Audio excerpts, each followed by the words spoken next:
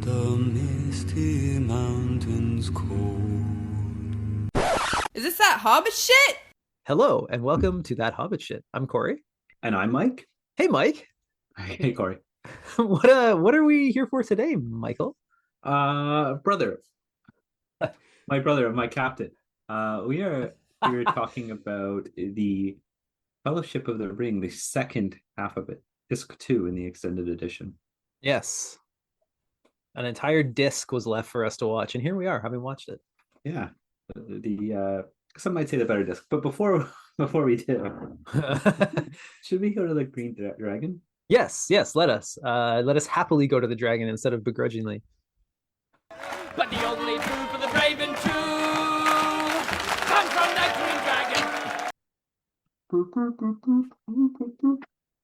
Welcome to the Green Dragon Inn, the section where we discuss the alcoholic beverages we are consuming. Did everybody hear that? I heard that. Mike, what are you drinking? Oh, Corey, even though it's 1:30 in the afternoon, I'm having a Longboat chocolate porter, a chocolate flavored beer from Phillips Malting and Brewing. Oh, Phillips, our boys.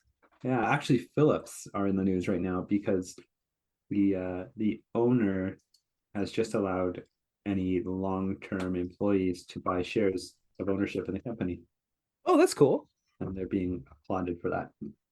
Jesus Christ, I thought you were going to say they were canceled. Oh no, they're very much on the other side of things. Yeah, no, yeah. I love positive news. Yeah, especially from capitalists, those damn capitalists. Well, if they're making beer, we can't hate them too much. No, so this beer, Corey, it's kind of a special beer. You know, you can't drink it all the time because it's very rich. Yes. But it's like a chocolate milkshake. It's so good. Oh, that's sweet. That's awesome. It's a holdover from my Christmas beers because I had COVID over Christmas and didn't really consume any beers. Yeah, that's fair. I had sort of promised, I think I promised you and myself that I was going to drink a like chocolate porter that I had when I watched this, but well, I could go into this later. I don't want to steal your thunder here. Okay, well, what are you drinking? That's about all I have to say. It's a really good beer. If you have a chance to have one, tastes like a chocolate milkshake.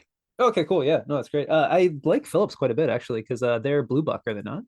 Yeah, Blue Buck's. It's a nice crowd favorite, I guess, but it has a bit of flavor. Yeah. I really I was introduced to Blue Buck at your wedding, Michael. Oh yeah, I didn't know many Victoria beers at that point, and I did a sampling, and I chose that one.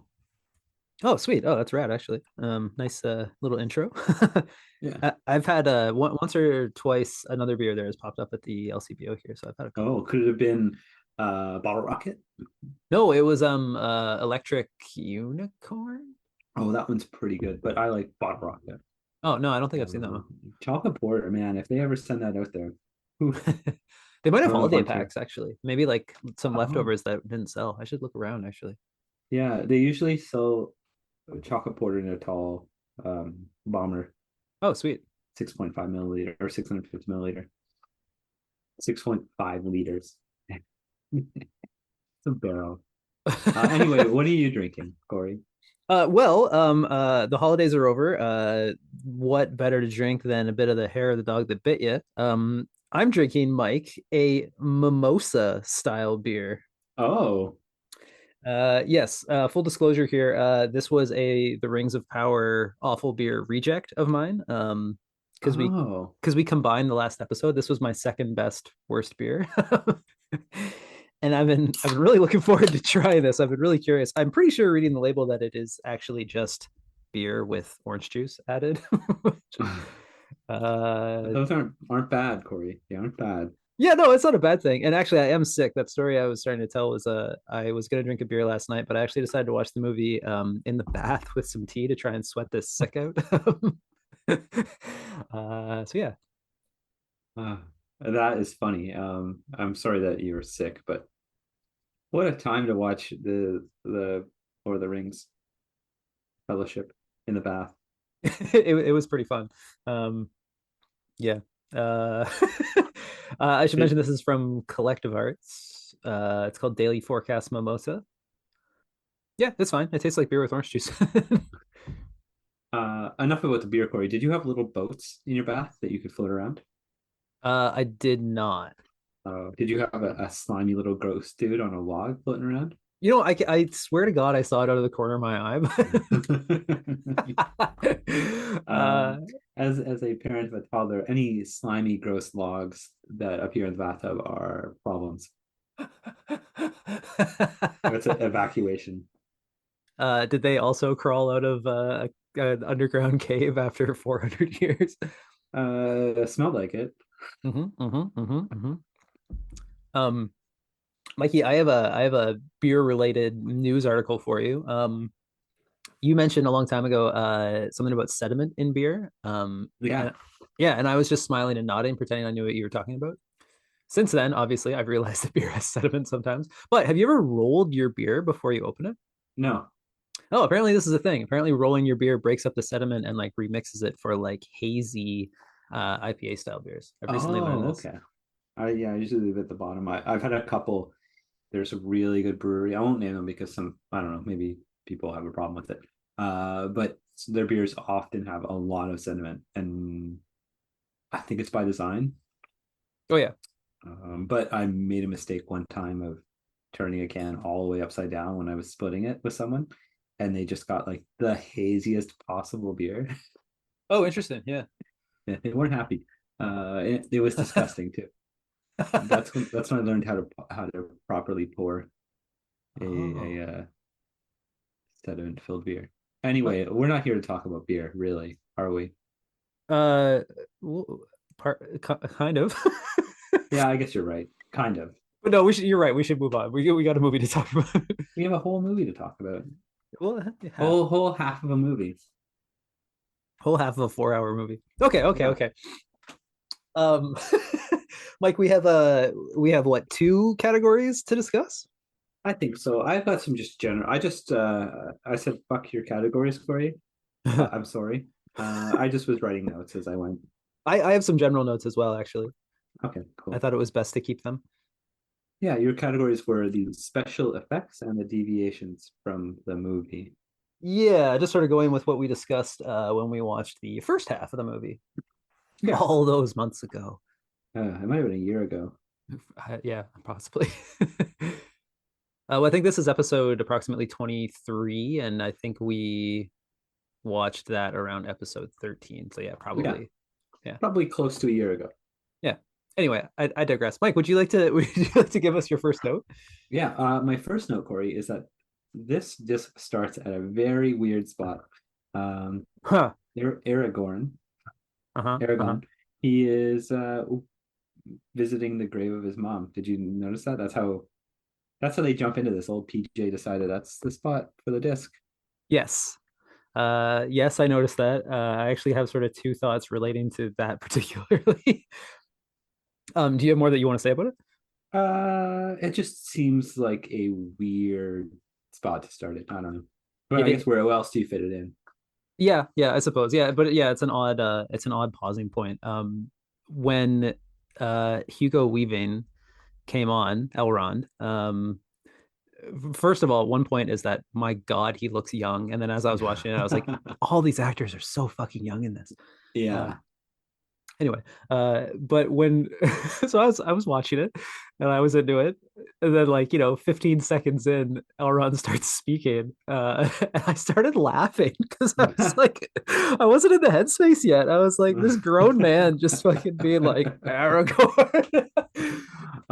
There are a couple points like that in the movie where, like, especially Kate Blanchett's scenes as Galadriel. Yes. Where, like, I could see why someone would walk in with no context, which is probably why this stuck out to me. Without context, without being invested, they're so strange and, like, over the top. Yeah.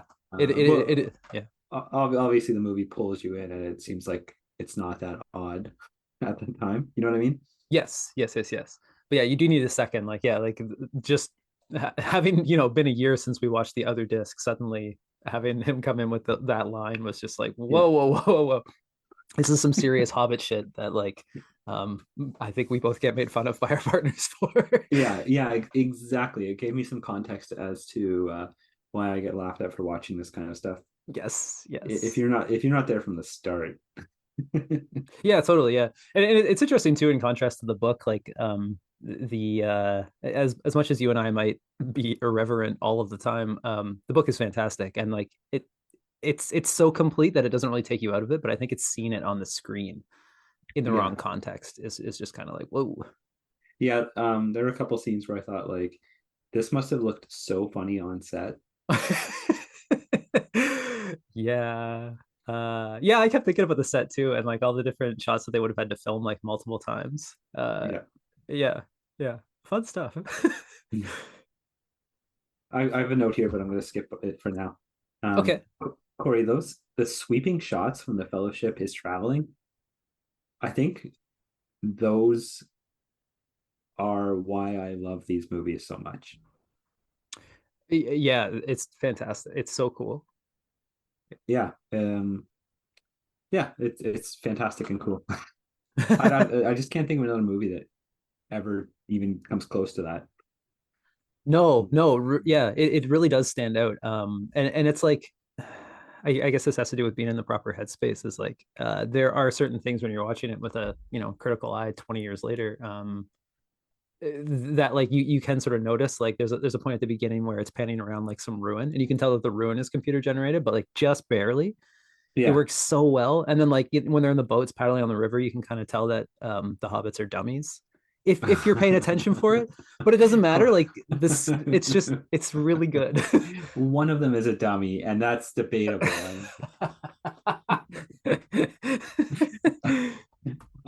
Yeah, that was actually something I noticed as well. The CG is done so sparingly that even though some of it hasn't aged super well, you don't even really care. Yeah, You know, yeah, I think the worst part was the Watcher in the water. yeah. Maybe we should save this for the special effects section. Okay, yeah, let's save it. Let's save it. Sorry, yeah. Yeah, So the sweeping shots, I think they go a long way to investing you in all the nonsense that's going on. Like it cements it in a place. yeah, yeah, definitely. I was kind of thinking a lot about the like the general pacing of the movie. Yeah. And I think I was kind of surprised watching it this time. I feel like the pacing is quite quick, which I was sort of Yeah. surprised by. Like things just keep happening. And I think the Yeah. big sweeping shots sort of help to slow that down. Yeah, I don't know the word for it, but excuse me, there's a something you notice in Ghibli movies where they will just have a slow scene to like kind of give you time to think about what's happened so far. Yeah. There's a word for that, but I can't remember what it is. But anyway, that does that for us here. Like it they're slowly traveling. You really think like they've got some shit to take care of. Yeah, yeah, definitely. It like it visually tells you that like this is this the scale of this is quite large. Yeah. Metaphorically and physically, I guess. Uh, General stuff. Well, I got one for you. There are a couple times where I might describe it as a Hollywood moment. Yeah. Like my two examples are the cave troll fight. Seems like Yeah. it's a very sort of, yeah, like big Hollywood action scene. Yeah. And then soon after that, the collapsing stairs, where they have to like jump from the stairs and the stairs start moving, and you know what I'm talking about. Yeah.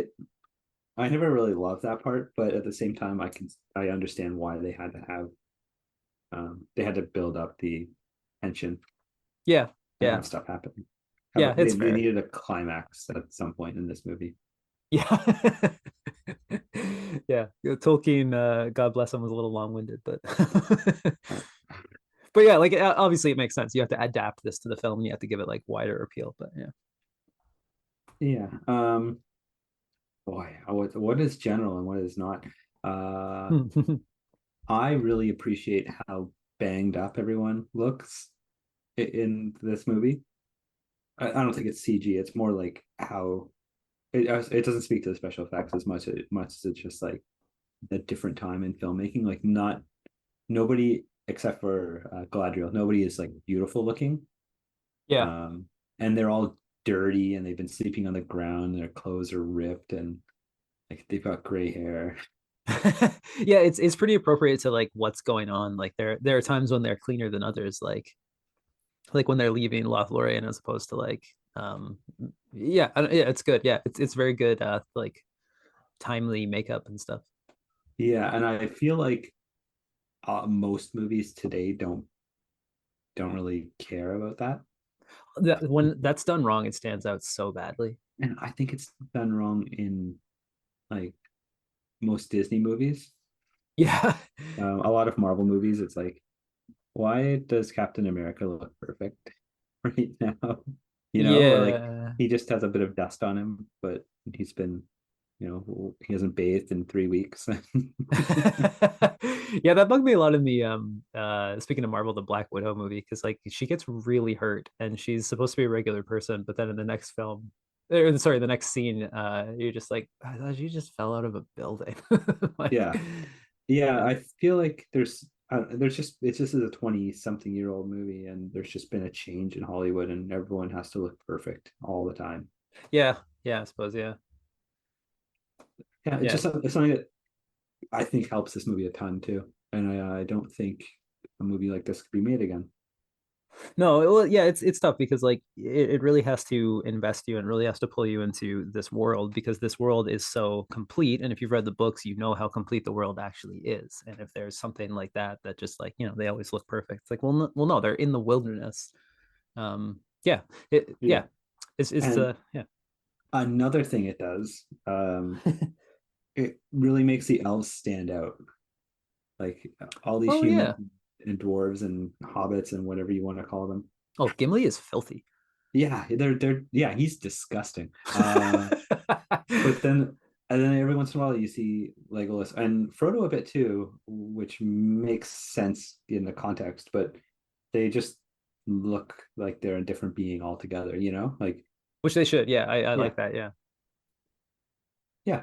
Another note I have, Corey, is that Galadriel is a creep in this movie, and I'd never noticed until watching it this time. Examples, please. The whole Mirror of Galadriel scene, she's just like creeping about. I was really focusing on it. She like every time it cuts to her, she has this different like knowing grin, and she's just like, uh-huh. Uh-huh. Yeah. No, you're right. You're totally right. Yeah. And like when Frodo wakes up and sees her walking, like she's just walking through them sleeping. Which is like very creepy. Like when he first wakes up, you almost expect her to just be like standing over him.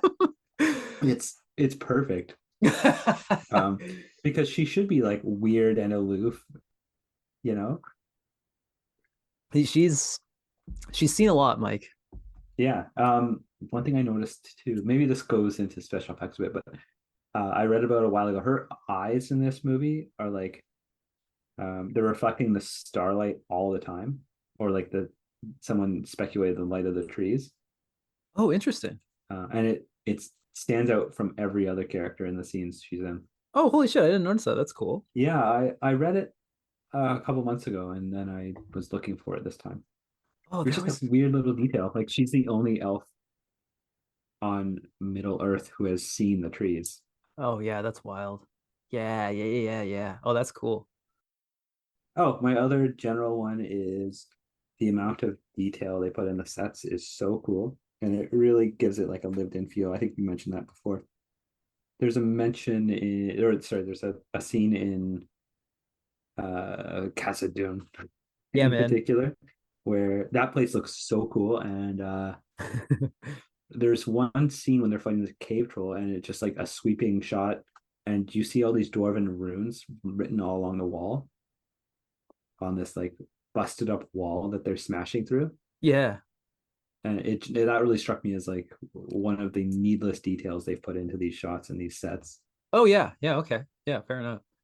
Well, one of my notes is Moria with an exclamation mark, and that's the whole note. It's so cool and like so lived in. gritty. Hmm. Yeah, I was really thinking when in Moria and like in terms of like lived in and additional detail, when Gandalf takes the book out of the one dead dwarf's hands, just him like moving the hand aside and like there's just so much detail in that corpse. Yeah, and that wouldn't be done today. They wouldn't build a corpse. They would CG all that shit.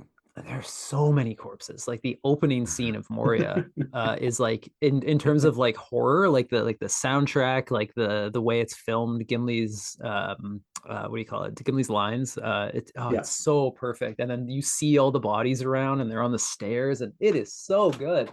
yeah. This movie is my favorite of the trilogy, and as I was watching it, it might be one of my favorites ever. Like it's really up there for me. It is really good. Yeah. Yeah. Do you have one more general note there, bro? Let me see here. This is general. You could argue it would be about the CG, but Lothlorien is so much cooler than I pictured it in my head reading. Okay. I just there's a lot of like things you can debate are not don't live up to what you expect, but Lothlorien I think is way cooler than the book depiction. Yeah, the way that they one thing that stood out to me was the way that they ascend the trees and those like spiraling staircases. Which Yeah, is they're pretty not beautiful. climbing a dirty old rope. Yeah. Yeah, which seems vaguely impractical, but I mean elves are elves, if you catch my meaning there, Mr. Frodo. Yeah. Um yeah. Yeah, I like the and I think it's hard to tell because it's been 1,000 years, but I feel like I'm vaguely aware of what scenes are the extended edition and what scenes are not. And I think one of them is when Haldir says this is Karis Galadon, and it like shows the city from a distance. Oh yes, the heart of Elvendom on Earth. Yeah. And that like, that matte painting of like it's just cool. It's just like this big massive trees, but it's also a city. Yeah. Maybe that's something to mention. There are a couple cool matte paintings that I Yes. noticed. They're great. They're so cool. That's something that's not done anymore. That is like Yeah. a seemingly lost art, which was fucking rad in its day. Yeah. There's a mountain shot that's a matte painting that's really cool too. Yeah, there are a few. I can't think of another one, but like just about every time they come up, I was like, man, that's cool. Yeah. Yeah. Okay, my last general note. Yeah, hit me. Sorry, I have one more. I think these movies changed everybody's expectations for all fantasy media, movies, Yeah, TV. I agree completely. Did we discuss last time what we felt the Lord of the Rings did to the Narnia movies? Like shit all over them. Yeah. Well, it was like every fantasy movie had to have this giant army of yeah. Right, yeah. Yeah, it changed it in that way, but it's also like you remember when you were little before Lord of the Rings, like littler. Fantasy just it was always so hokey and like low budget. Like it would be like something on the Sci-Fi Channel. Yeah, and it would be weird too. Like it would be weirder. Yeah. Like this actually did have mass appeal. Yeah, like remember the Adventures of Hercules or Xena Warrior Princess or what was the other show around the same time? Oh, I don't know. But yeah, that's a the good sailor conversation. dude. I can't remember what it's called. Sinbad? Sinbad, yeah. Oh yeah. Yeah, it's so vastly different than what we are expecting, and I know that everyone's expectations for this kind of media has just shifted drastically. Like it ushered in this fantasy, like the popular fantasy genre in movies again, and they're completely different than anything before them. And even something that it is awesome, like Rings of Power, people complain about the quality because expectations are so high. Yeah, that's a very good point. Yeah. It definitely, I mean, like it's in the same realm, but there's definitely like a trickle down effect to the Rings of Power, even 20 years later. Yeah, And not being able to meet this incredible like achievement, I guess. yeah, exactly. Which hey, what a transition into CG. Oh, you want to talk about how the special effects have aged over the years? Let us. Yeah, okay. Um, shall I start us off with the cave troll? Yeah, I've got some things to say about the cave troll. He stands out a little bit. I mean, I think he kind of always did. A little, but not as much as he should. How about that? How do you feel about that? Yeah, that's fair. That's fair. Yeah, like it's on a scale. It's like the fucking bell curve or whatever. Like it's like everything is done very, very well, but so many other things in the movie are done a bit better than the cave troll is done. Oh, see, Corey, I had the cave troll as a CG highlight for me. Oh, really? Yeah, yeah. Just compared to the Watcher in the water, Okay. he seems like a whole other level of CG. Yeah, I guess that's fair. I mean, like I see what you're saying. When the Watcher comes out of the water, that in particular is kind of like that's a little clunky. Yeah, Yeah. yeah, and the cave troll is interacting with all the actors like the whole time. I think it Um, has ups and downs. I think it depends on the shot, which is totally fair, and sort of yeah, makes sense in terms of production. But like, the worst part is when he peeks around the corner and you're face to face with him. That's the yeah, one that yeah. holds up the least. But And when he smiles after he skewers Frodo is a yeah, yeah. but I think that speaks to how well they integrated computer generated and actual like props and what would you call it? Not animatronics, but like miniatures. Yeah. Um, because they mix live action in such a way and they don't focus on the CG for any like long period, except for those things that really stand out. So Yes. you don't notice it for the most part. Yeah, yeah. Again, it's on a scale, and I guess it's like it's really only in terms of like nitpicking, but Yeah. Yeah. yeah, It should be a lot worse than it is, I guess is my point. yeah. Um, That is a very good point. Yeah, compare it to. Well, I mean, I don't have anything off the top of my head to compare it to, but compare it to like oh, I other have CG of some. the time. Oh, I have some, Corey. Oh, hit me with it. Uh, Harry Potter and the Philosopher's Stone. Have you watched Oh, that that recently? troll? That came out the same year. Did it really? Yeah. Wow. Oh, that's interesting. I didn't realize that. Huh. Yeah. Isn't that wild? Yeah. Oh, that. Wow. Huh. Or The Mummy Returns, I think. That is a good. Yeah, that is another very good comparison. The Mummy fucking the special effects in the Mummy sucks. Yeah. But man, the Harry Potter just stands out so badly. If you compare the two, it's not even because there is a troll in that Harry Potter. Yeah, yeah, definitely. Wow, that's interesting. Huh, I didn't realize that. I would have thought that. Wow, I really would have thought that Harry Potter was after, but I think it might have been like it might have been like a few months after or something. Like if a few months felt like forever at that age. yeah, yeah, that's true. Yeah. What else came out at that time? I shouldn't go through them. I'm looking for another like blockbuster with a ton of special effects. Evolution, remember that? Same Yes, year. I have a very big soft spot for that movie. However, I can admit that some of the special effects really suck. The computer effects in that they had a lot of practical effects, but Yeah, Brotherhood of the Wolf. I barely remember that movie. I remember being pretty into it. I don't think I ever actually finished that. Oh, Yeah, I that don't think I doesn't got hold to up a very point well. where it had CG. Yeah, I don't know. Well, no, Harry Potter is a very good comparison, I think. I think it's I never ever made it past the third or fourth Harry Potter movie. Yeah. The one with the Whomping Willow. That's the as far as I got in the movies. Well, it's a funny thing with adaptations, like literary adaptations, where it can never be completely 100% faithful to the book, but like certain things do it better than others. Yeah, this is a whole rabbit hole to go down, but like, yeah, I don't know. The Harry Potter movies and the Lord of the Rings movies, just the films in themselves have such like massive cult followings, and that's fair, and I get it. But I yeah, I don't know. The Harry Potter movies weren't that great, I don't think. Like, I yeah. can't speak to the quality of the later ones. Apparently, they're really good. Oh, yeah, I don't know. I don't think I ever finished them. I think I was going through them at some point. And yeah, I sort of had what's the law of diminishing returns? Yeah, I just was enjoying them less and less.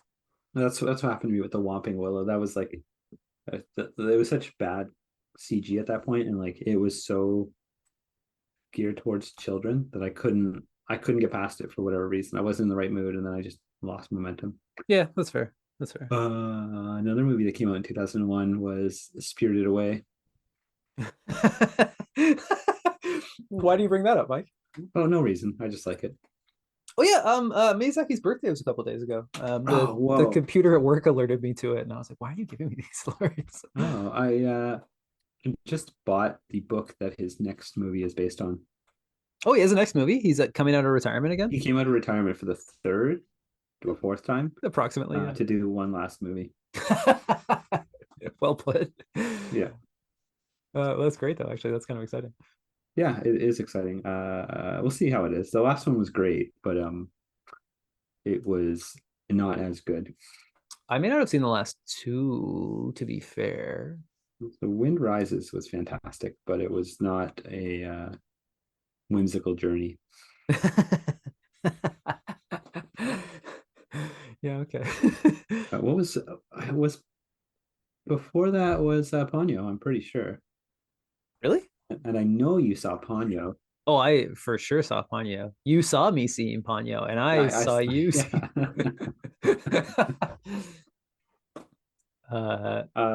This is getting off topic. Yeah, should we get back to Wow. Yeah, okay, back on topic. CG. Okay, I just have one more note on the CG. Sure. I would like to talk about Gollum. Okay. We just get little snitches, little snaps of little snitches talking about fucking Harry Potter. Excuse me. Do you like Gollum better in this movie than in the next two? I do, Mike. Yeah, you read my mind. I feel like at this point in the production, they hadn't quite settled on what he was going to look like. Yeah. Or like settled on the final version of what he was going to look like. Yeah, I like maybe this is a conversation for next year. but yeah, I'm really mixed about Gollum. Yeah, I've always been kind of mixed about it too. Like he's too human. Yeah, and like he's I guess there's a disclaimer. He's done very well and he works quite well. Like he'll sort of go down in history as like a feat of, technological advancement and special effects. Like he was very well done, but he was never how I would have pictured him. Yeah, he changed the way movies are made. How about that? Oh, yeah, yes, definitely, absolutely. But yeah, he's not disgusting. No, yeah, he's just a gross little skinny guy, but he's not he's not a monster, which I feel like he kind of should be. Yeah, he's supposed to be like, a monster.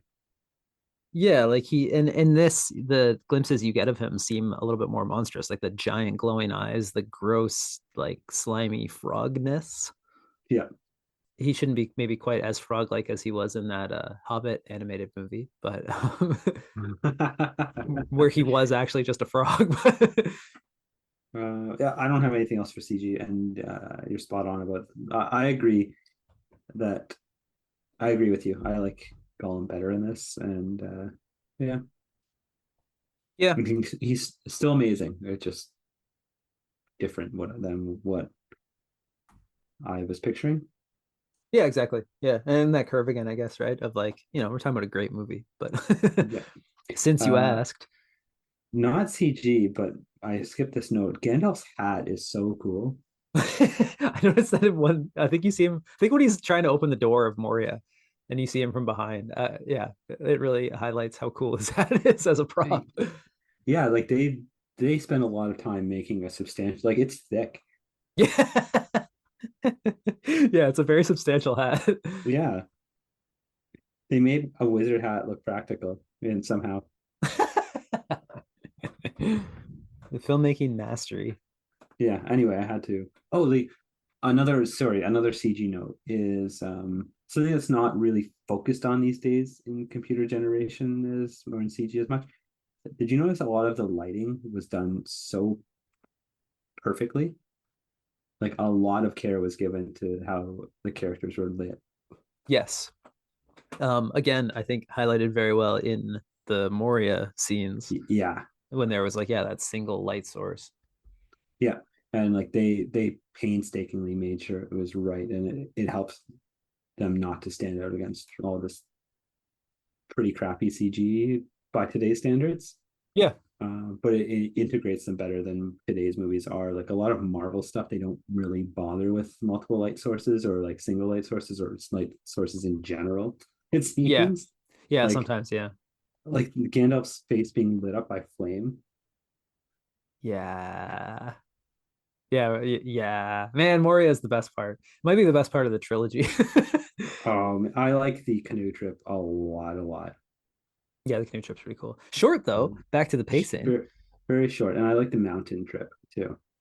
Yeah. Yeah, you know what else was short? The little break between Gandalf falling and getting to Lothlorien. Yes, definitely.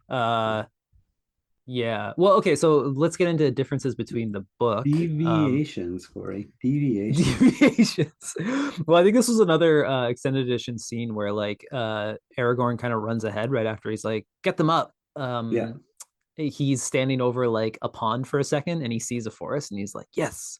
The pond is perhaps the mirror. Oh yeah. But just shown for like a split second, just enough to be like, well, it's there. We're not going to dwell on it, but yeah, someone stopped Gimli from going to it, which is thankful. Yeah. Yeah, it's interesting. It's very, a lot of it is, I guess that's what they do with a lot of the nods to the book, is it's just sort of like a thing that you sort of see in passing instead of dwelling on it. Yeah, they do that especially with the extended edition scenes. Like, yeah, you get a little bit more, and they're not important, but yeah. The swan boat, I think, is another example because Galadriel's just in it for like a second. It's a shitty little like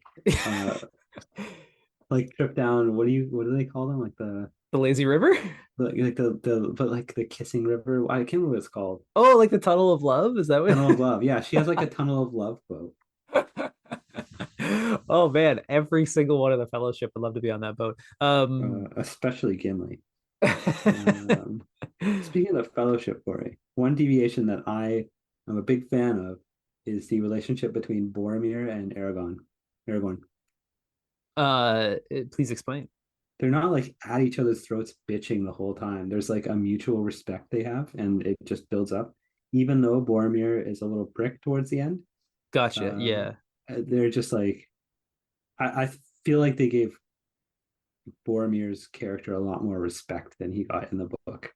Yeah, that's fair. Yeah, I totally see where you're coming from. Yeah, there's a definite like camaraderie in the fact that like we are the two humans on this expedition, which is cool and I like and works like quite well because like they're in this weirdo world where there's, I don't know what the fuck a wizard is. There's the dirty dwarf. There's these four creatures that I've never seen before and an elf.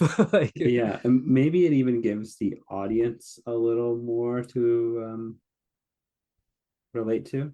Yeah, that's true. Maybe that's part of like not making the only real human a total piece of shit. Yeah. Oh, here the other point I was going to make is they actually gave Boromir some lines of advice for Frodo that weren't just him manipulating Frodo. Yeah, I thought that was cool too. Yeah, you definitely get more sympathy for Boromir, and it sort of makes the end of Boromir that much more like, sad and emotional. Yeah, and man, that's another deviation. I think I can't remember, but that's like one of the most emotional scenes in a movie. Oh yeah, it's awesome. It's so good. Yeah, when he comes flying out of the bushes to save Merry and Pippin as much as he can, and like, fuck yeah. That actually whole fight scene on Amon Hen, which is a deviation from the book, we should point out because that hasn't happened yet. Is like it's awesome. Like Yeah, I don't know. It like the movie climaxes in Khazad Dûm and then like climaxes again right at the very Yeah, very end. yeah, and it is a Hollywood moment, but it's so fun. It's a very The whole well thing. done Hollywood moment. Like it's a very extended fight scene, but it's like yeah, it's great. I mean, like okay, I have my nitpicks, which I mention as often as I can. The whole like, killing fighting Uruk-hai with rocks thrown by hobbits, etc. But Yeah. like there's some trouble with big fight scenes like that, but like like when Aragorn's fighting them and like when Boromir dies, it's good. It's real good. Yeah. Merry and Pippin are given a heroic moment too, where they lead the orcs away from Frodo and give him a chance to leave. Yes, which is deviation, but is pretty cool. Yeah, it's like they're kind of comic relief throughout especially that fool of a took throughout the movie. Yeah. Yeah. Um, and not given their comeuppance like in the book, but then they kind of redeem themselves. There's a Es- cool sorry. Especially because of how it ends for them. Yeah, definitely. Yeah. And like I think that's a cool part of like their arc throughout the three movies is that like when they see that Boromir is going to die, they're all fucked up by it and they scream and they try to attack. And that's the point when they realize that like they are just hobbits. Like They just get carried off. yeah, like nothing happens. They just pick them up and go. And it's like, yes. And that does definitely play into the arc of their stories. Yeah. They have to figure out what they can do to change the world, I guess. Yeah. Manipulating a tree monster. Something like that. Did I have something else about Boromir? No, I didn't. Um, my main deviation, I guess, was Boromir and Merry and Pippin. What else do you got? Well, Saruman, for sure. There was a point when we were discussing way back, I think it was in the Ring Goes South when they're actually on the pass of Caradhras. And the text is pretty explicit in saying that like there are other voices on the wind and not Saruman. Like it personifies the mountain very Oh, specifically. right, right. And in the movie, it's just him yelling from the mountain, from the top of his tower, which Yeah. I like. I liked it. Oh yeah, it works fine. Yeah, but it is certainly a deviation from the book. Yeah, but I think they really have to build him up as a baddie, you know? Yeah. Well, and speaking of him, I was reading a little bit about Christopher Lee because like he's somewhat legendary in terms of this production and also like just his love of Lord of the Rings. Yeah, Because he do you know that he met Tolkien? I found this out. yeah, That's pretty cool. I did know that, and like he read the book every year of his life. Yeah. The Yeah. books. And apparently fought with Peter Jackson a lot about like faithfulness to the book. And so it's fascinating to think of like how he would have felt about, filming that particular scene where Yeah, to me, my interpretation is that it wasn't him in the book, but in the yeah, movie, yeah. or like he could have cast. I think they allude to the fact that like he might have cast a spell, but like he isn't overstanding on Orthanc, like making things happen. Yeah. Yeah. It's very Uh, interesting. Yeah. but it was cool, and it did like it's cool that Gandalf tries to do a counter spell. Nerd. Well, no, that's part of what makes the movie scene work really well. It's really cool. They're both Yeah, sort of like fighting against each other. yeah, It's pretty rad. yeah, yeah, yeah, Wizard fights are sweet. yeah. Have you ever seen that Christopher Lee movie? Oh God, what's it called? They did a Nick Cage remake. Uh, Oh boy, Probably. The Oh, Wicker Man. is that Wicker Man? No, I've never seen the Christopher Lee version.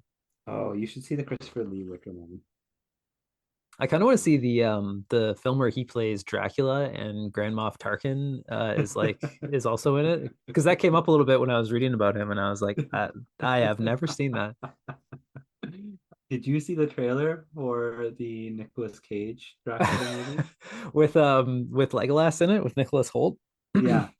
I didn't watch it. I saw that it existed and I rolled my eyes. I moved it on. looks okay. You have to watch it with you have to watch the trailer with the right mindset, but it's going to be great. Give me the mindset to watch it in my. It's silly. Okay. Yeah, but it's like it's all about Renfield. It's more about him, and he's going to like it. The trailer's framed as him in group therapy for the manipulative person in his life. Oh my god. Yeah, okay, fine, I'll watch it. At some Um, point I will watch it. I also saw a clip from the Mel Brooks Dracula movie, Dead and Loving It. Have you seen that movie? Bro, with Leslie Nielsen, of Yeah. course I've seen that Okay. movie. Do you know the Renfield scene in the sanatorium or sanitarium? I can't picture it. Where Fuck, what he's is that actor's name? He's Janusz in Ghostbusters, right? Yes, he is. What the fuck is his name? Oh, no, no, no. I'm doing him dirty by not knowing his name. He's meeting with the head of the sanitarium and he's eating bugs on the sly. He keeps getting called on it. Did you just eat a bug? No. What? No. Yes, you did. I just saw you eat that spider. No. What? No. Like I saw that movie at the age when like fart jokes are still really funny. So I probably didn't actually appreciate how funny it actually was. Oh, it's worth watching now, I think. Yeah, I think you're right. Oh, hey, we're running Um, out of time here, actually. okay. Yeah, 10 minutes. All right. Uh, Great movie. Let's go by. yeah, actually, no, I think that's it. I think we've covered all my points. You? All my points. I probably should have ended with, how it changed people's expectations for movies, but Too late for that. whatever. Can't wait to see the next one. Yeah, man. Well, and coming up next episode on that Hobbit shit, I am going to force Mike here to watch the animated Ralph Bakshi, The Fellowship of the Ring. Right. Yeah, that's our Right. next task. Yeah, it's I've seen it once. There's a lot of rotoscoping. I don't want to give anything away, but yeah, that's coming up next on that Hobbit shit. Man, that poster's awesome. Well, I don't know what you're looking at, Mike. I'm looking at the movie poster. Okay. It's just there's the way hobbits were depicted before Lord of the Rings is so cool. Yeah. Remember how gross the elves were in the Hobbit animated? Yeah, I do. Like, yeah, some wild imagination going on out there. So thank you for listening to the episode where we watched the second half of the Lord of the Rings. This has been great. You can follow us on Instagram at that Hobbit shit, Twitter at Hobbit shit, email us thathobbitshit@gmail.com, and find us on Patreon, soon to be updated Patreon. Thank you to all our supporters, our loyal, lovely friends on the Patreon, patreon.com/thathobbitshit. I think that's it. I'm Corey. And I'm Mike. Hey, and may the hair on Your toes never fall out. One of our best yet.